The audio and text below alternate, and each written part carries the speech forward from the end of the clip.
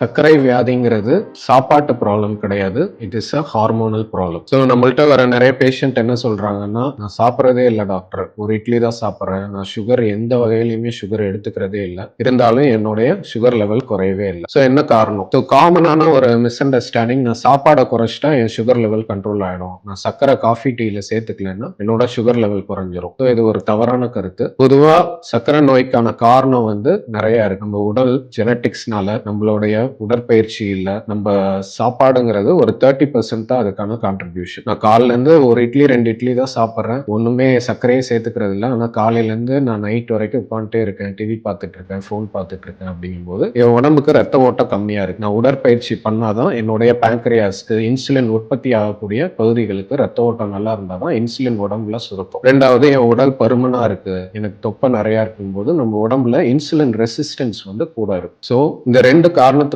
நம்ம என்னதான் குறைவா சாப்பிட்டா கூட நம்ம உடம்புல சுகர் தன்மை அதிகமாயிட்டே தான் இருக்கு. ஸோ ஆரோக்கியமா சாப்பிடுங்க. அதே நேரத்துல ஒரு நாளைக்கு அரை மணி நேரமாவது உடற்பயிற்சி செய்யணும். நம்ம சாப்பாட்டை குறைக்கிறதுனால வரக்கூடிய வேற பாதிப்புனா நம்ம உடம்புல நம்ம மசில் மாஸ் அண்ட் எலும்போட சத்து குறைய ஆரம்பிக்குது. நம்ம உடம்பு இன்னும் வீக் ஆகலாம். ஸோ சாப்பாட்டை குறைக்கிறதுனால மட்டுமே சுகரை கண்ட்ரோல் பண்ண முடியாது. கரெக்டான ட்ரீட்மெண்ட் எடுக்கணும்.